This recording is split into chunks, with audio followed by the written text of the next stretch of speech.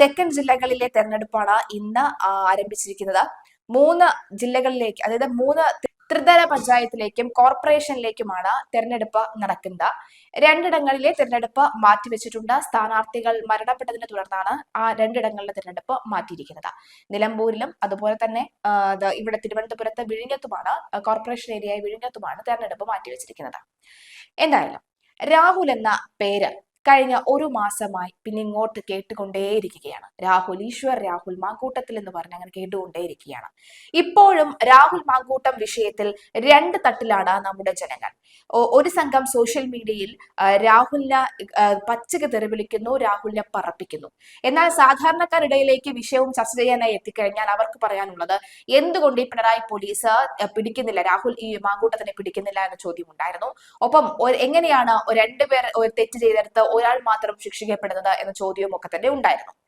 ശരി, ഇനി തദ്ദേശ തെരഞ്ഞെടുപ്പിൽ രാഹുൽ എന്ന നാമം ഇങ്ങനെ ഉച്ചരിച്ചുകൊണ്ടേയിരുന്നാൽ CPM-ന് വോട്ട് ബാങ്കിൽ അല്ലെങ്കിൽ CPM-ന്റെ വോട്ട് പെട്ടിയിൽ വോട്ട് കൂട്ടാനുള്ള ഒരു മന്ത്രമായിരുന്നു രാഹുൽ എന്നാണ് പലരും പറഞ്ഞിരുന്നത്. അങ്ങനെ മന്ത്രം ചൊരിഞ്ഞുകൊണ്ടിരുന്നാൽ, രാഹുൽ വിഷയം ഇങ്ങനെ ആളി കത്തിച്ചുകൊണ്ടിരുന്നാൽ ഇവർക്ക് വോട്ട് കൂടുമോ എന്ന ഇവരുടെ ഈ ഒരു ബുദ്ധി അതൊരു അമിത ബുദ്ധി, ഒരു കുബുദ്ധിയായി മാറുമോ എന്ന ചോദ്യവും ഉണ്ടായിട്ടുണ്ട്. എന്തായാലും ആലുവയിലുള്ള രാഹുൽ മാങ്കൂട്ടത്തിന്റെ വീട്ടിൽ നിന്നും കുറഞ്ഞത് ഒരു 5 വോട്ടെങ്കിലും കോൺഗ്രസിന് കിട്ടിക്കൊണ്ടിരുന്നതാണ്. അതിന്റെ ഒരൊറ്റ വോട്ട് പോലും ഇപ്പോൾ കിട്ടില്ല എന്നാണ് മനസ്സിലാകുന്നത്. പക്ഷെ അപ്പോഴും കഴിഞ്ഞ ദിവസങ്ങളിൽ ചില രാഷ്ട്രീയ നിരീക്ഷകരൊക്കെ തന്നെ രാഹുൽ മാങ്കൂട്ടത്തിന്റെ അറസ്റ്റ് ഇന്നത്തേക്ക് വെക്കാൻ പോവുകയാണ് എന്ന് പലരും പറഞ്ഞിട്ടുണ്ടായിരുന്നു. ഇന്ന് രാഹുൽ മാങ്കൂട്ടത്തിന്റെ വിഷയത്തിൽ കേസിൽ എന്തെങ്കിലും ഒരു ട്വിസ്റ്റ് നടക്കാനുള്ള സാധ്യതയുണ്ട് എന്ന് പോലും പലരും പ്രവചിച്ചിരുന്നു. എന്തായാലും രാഹുൽ മാങ്കൂട്ടത്തിനെതിരായ 2ാമത്തെ ബലാത്സംഗ കേസിൽ മുൻകൂർ ജാമ്യാപേക്ഷയിൽ വാദം പൂർത്തിയായി. മുൻകൂർ ജാമ്യാപേക്ഷയിൽ ഡിസംബർ 10-ന്, അതായത് നാളെ, തിരുവനന്തപുരം പ്രിൻസിപ്പൽ സെഷൻസ് കോടതി ഉത്തരവ് പറയും. അടച്ചിട്ട കോടതി മുറിയിലാണ് മുൻകൂർ ജാമ്യാപേക്ഷയിൽ വാദം നടന്നത്. പ്രോസിക്യൂഷന്റെ ആവശ്യം അംഗീകരിച്ചുകൊണ്ടാണ് അടച്ചിട്ട മുറിയിൽ വാദം കേട്ടത്. ഇതുമായി ബന്ധപ്പെട്ട് പ്രോസിക്യൂഷൻ ഹർജി നൽകിയിരുന്നു. 23-കാരി KPCC അധ്യക്ഷൻ നൽകിയ പരാതിയിലാണ് പോലീസ് കേസെടുത്തത്. അറസ്റ്റ് തടയണമെന്ന പ്രതിഭാഗത്തിന്റെ ആവശ്യം നേരത്തെ കോടതി അനുവദിച്ചിരുന്നില്ല. ഊരും പേരുമില്ലാത്ത പരാതി രാഷ്ട്രീയ പ്രേരിതമെന്നാണ് രാഹുലിന്റെ അഭിഭാഷകൻ കോടതിയിൽ വാദിച്ചത്. രാഹുലിനെ കൂടുതൽ വെട്ടിലാക്കി പരാതിക്കാരുടെ മൊഴി. ബലാത്സംഗ കേസിൽ രാഹുൽ മാങ്കൂട്ടത്തിനെ കൂടുതൽ വെട്ടിലാക്കുന്നതാണ് പരാതിക്കാരുടെ മൊഴി. കാല് പിടിച്ചു തടയാൻ ശ്രമിച്ചിട്ടും രാഹുൽ ക്രൂരമായി ലൈംഗിക അതിക്രമം നടത്തിയെന്നാണ് 2ാം കേസിലെ പരാതിക്കാരുടെ മൊഴി. രാഹുലിനെതിരെ ഗുരുതരമായ മൊഴിയാണ് ബംഗളൂരിൽ നിന്ന് താമസിക്കുന്ന 23-കാരി പോലീസിന് നൽകിയത്. പരിചയമുണ്ടായിരുന്ന രാഹുൽ ആദ്യം പ്രണയാഭ്യർത്ഥന നടത്തി, പിന്നീട് വിവാഹ അഭ്യർത്ഥനയും നടത്തി. വീട്ടുകാരുമായി വിവാഹം ചർച്ച ചെയ്തു. വിവാഹം നിശ്ചയിക്കുന്നതിന് മുമ്പ് ചില കാര്യങ്ങൾ സംസാരിക്കാനുണ്ടെന്ന് പറഞ്ഞ രാഹുൽ ഔട്ട് ഹൗസിലേക്ക് കൂട്ടിക്കൊണ്ടുപോയി. രാഹുലിന്റെ സുഹൃത്ത് ഫെന്നിയാണ് കാർ ഓടിച്ചിരുന്നത്. ഔട്ട് ഹൗസിലെത്തിയപ്പോൾ രാഹുൽ എനിക്ക് നിന്നെ ബലാത്സംഗം ചെയ്യണമെന്ന് പറഞ്ഞു. ഉപദ്രവം തുടങ്ങിയപ്പോൾ കാല് പിടിച്ച് വെറുതെ വിടണമെന്ന് ആവശ്യപ്പെട്ടു. എന്നാൽ ക്രൂരമായി ലൈംഗിക അതിക്രമം നേരിട്ടു. മാനസികമായും ശാരീരികമായും തളർന്നു. ശരീരത്തിൽ മുറിവുകൾ ഉണ്ടായി. രാഹുലിനെ പേടിച്ച് പരാതിപ്പെട്ടില്ല. പക്ഷെ വീണ്ടും രാഹുൽ കാണണമെന്ന് ആവശ്യപ്പെട്ട് വിളിക്കുകയും സന്ദേശങ്ങൾ അയക്കുകയും ചെയ്തു. രാഹുൽ മാങ്കൂട്ടത്തിന്റെ ശബ്ദരേഖയും ചാറ്റുകളും പോലീസിന് കൈമാറി. യുവതി KPCC പ്രസിഡന്റിന് നൽകിയ പരാതിയാണ് DGPക്ക് കൈമാറിയത്. മൊഴി രേഖപ്പെടുത്തുന്നതിന് മുമ്പേ കേസെടുത്ത പോലീസ് SP G പൂങ്കുഴലിയുടെ നേതൃത്വത്തിൽ പ്രത്യേക സംഘത്തെ നിയോഗിച്ചു. ഇന്നലെയാണ് പൂങ്കുഴലി പെൺകുട്ടിയിൽ നിന്നും മൊഴി രേഖപ്പെടുത്തിയത്. പോലീസ് ശേഖരിച്ച തെളിവുകൾ ഇന്നലെ മുൻകൂർ ജാമ്യാപേക്ഷയുടെ വാദത്തിനിടെ പ്രോസിക്യൂഷൻ കോടതിയിൽ സമർപ്പിച്ചിരുന്നു. വിശദമായ വാദത്തിന് ശേഷമാണ് ഉത്തരവ് ബുധനാഴ്ചത്തേക്ക് മാറ്റിയത്. കർണാടകയിൽ ഒളിവിലുള്ള രാഹുലിനെ കണ്ടെത്താൻ ക്രൈംബ്രാഞ്ചിന്റെ പ്രത്യേക സംഘം അന്വേഷണം നടത്തുകയാണ്. ആദ്യ പരാതിയിൽ ജാമ്യാപേക്ഷയിൽ 15-ന് വിധി പറയുന്നതുവരെ ഹൈക്കോടതി അറസ്റ്റ് തടഞ്ഞിട്ടുണ്ട്. പരാതിക്കാരിയെ സൈബറിടത്ത് അധിക്ഷേപ പരാതിയിൽ KPCC general secretary Sandeep Warrier അടക്കമുള്ളവരുടെ അറസ്റ്റ് ഈ മാസം 19 വരെ പ്രിൻസിപ്പൽ സെഷൻസ് കോടതി തടഞ്ഞിരുന്നു. അതേസമയം രാഹുൽ ഈശ്വർ ഇപ്പോഴും ജയിലിൽ തന്നെ തുടരുകയാണ്. രാഹുൽ ഈശ്വറിനെ അനാവശ്യമായി തടങ്കലിൽ പാർപ്പിച്ചിരിക്കുകയാണ് എന്നുള്ള രീതിയിലാണ് ദീപ രാഹുൽ ഈശ്വർ കഴിഞ്ഞ ദിവസം പ്രതികരിച്ചിരുന്നത്.